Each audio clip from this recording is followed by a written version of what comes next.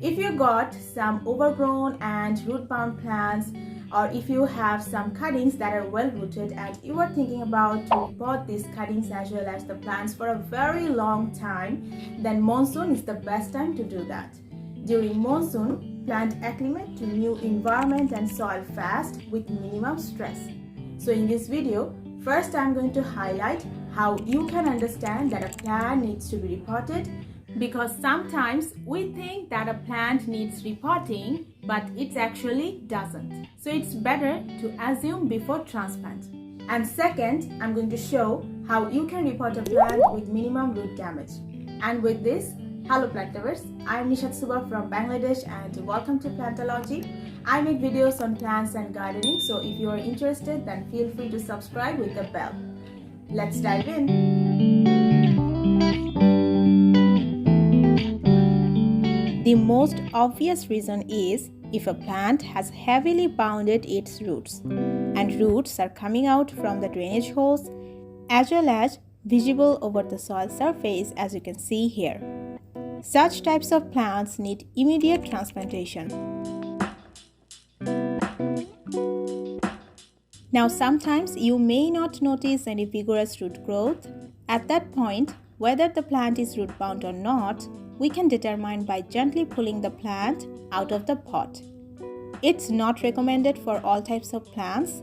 Even it is not a good way to observe the root growth of the plants.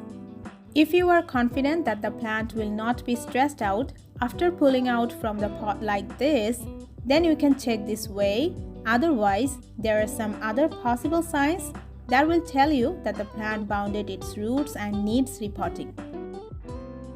Root-bound plants turn their lower leaves yellow more rapidly than the normal flow.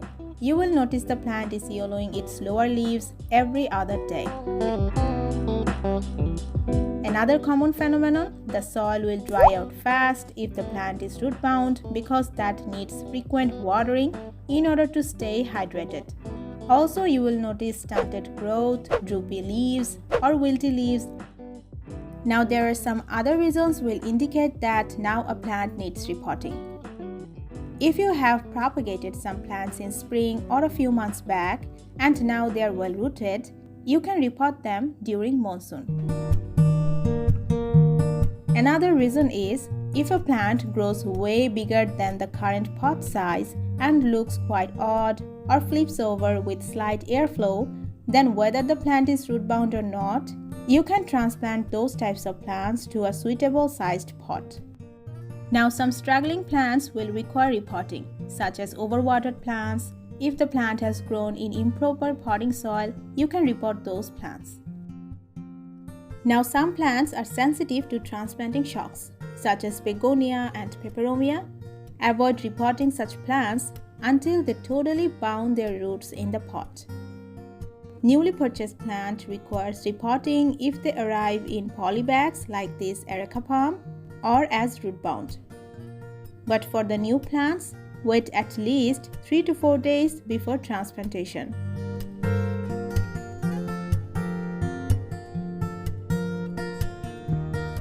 First, remove the plant from its current planter. I used to find this process quite complicated when I was new to gardening. But then I found some easy ways to do that. First, stop watering the plant about 3 to 4 days before transplantation. It allows the soil to dry out, become compact, and makes the process easier. Now tilt the pot and gently tap the sides of the pot like this. The plant easily will come out from the planter.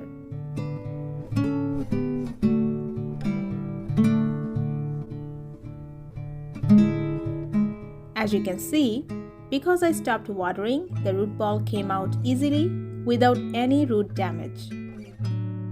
Now choose a container that is a size larger than the current container. First, fill half of the container with the potting soil in the desired planter. Here, I'm repotting a rubber plant. It was in a 5 inches pot, but now I'm moving it to an 8 inches pot because the plant is quite heavy from the top as well as it develops roots fast. So this 8 inches pot will provide enough support to the plant. Now, before placing the plant into the pot, you can remove some soil and lose or tear up some roots, which will help in the root distribution. But try not to disturb the roots too much. Then gently place the plant in the center of the pot and fill up the bare spaces with the potting soil.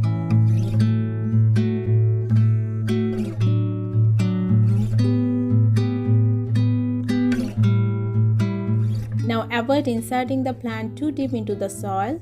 Keep the base of the plant close to the soil surface. And finally, water the plant thoroughly. After repotting, some plants will wilt for a few days, but it's totally normal. Just maintain a constant moisture level of the soil and keep the plant in a shaded, cool place for a week. And then gradually move the plant to its desired location once the plant has become somewhat stable in the new soil. As potting mixture to grow the rubber plant, I mixed up 2 parts garden soil, 1 part coco peat, 2 parts compost, 1 part rice husk, and 1 part charcoal. The soil is enough airy, gritty, and well draining.